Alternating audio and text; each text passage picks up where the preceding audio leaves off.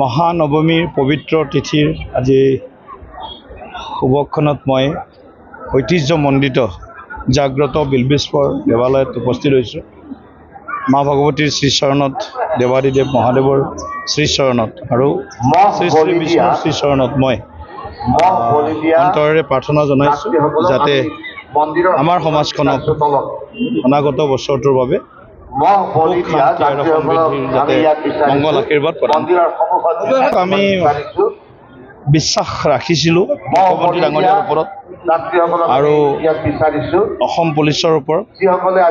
অসম পুলিচে বা SIT আজি সফল হৈছে আৰু যাৰ বিৰুদ্ধে অভিযোগ আহিছে, যাক ৰাইজে সন্দেহ কৰিছে, তেনেকুৱা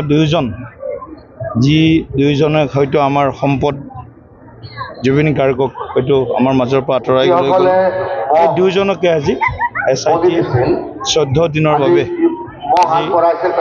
জিম্মাত ৰাখিব, বিভিন্ন সোধপোছ হ'ব আৰু আমাৰ প্ৰাণৰ শিল্পীগৰাকীৰ যি আকস্মিক অসাময়িক যি পৰলোক গমন, সেই সন্দৰ্ভত তদন্ত প্ৰক্ৰিয়া আৰু ক্ষিপ্ৰ হ'ব আৰু দোষীয়ে কঠোৰতম শাস্তি পাবলৈ সক্ষম হ'ব।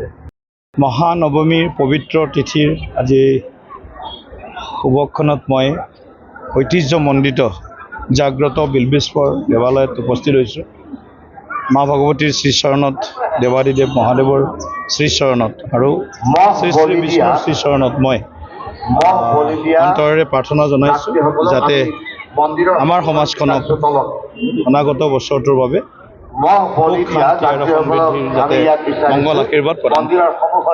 আমি বিশ্বাস ৰাখিছিলোঁ মুখ্যমন্ত্ৰী ডাঙৰীয়াৰ ওপৰত আৰু অসম পুলিচৰ ওপৰত। অসম পুলিচে বা SIT আজি সফল হৈছে আৰু যাৰ বিৰুদ্ধে অভিযোগ আহিছে, যাক ৰাইজে সন্দেহ কৰিছে, তেনেকুৱা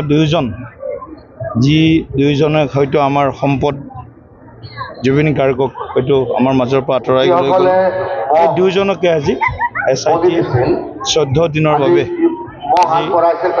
জিম্মাত ৰাখিব, বিভিন্ন সোধপোছ হ'ব আৰু আমাৰ প্ৰাণৰ শিল্পীগৰাকীৰ যি আকস্মিক অসাময়িক যি পৰলোক গমন, সেই সন্দৰ্ভত তদন্ত প্ৰক্ৰিয়া আৰু ক্ষিপ্ৰ হ'ব আৰু দোষীয়ে কঠোৰতম শাস্তি পাবলৈ সক্ষম হ'ব।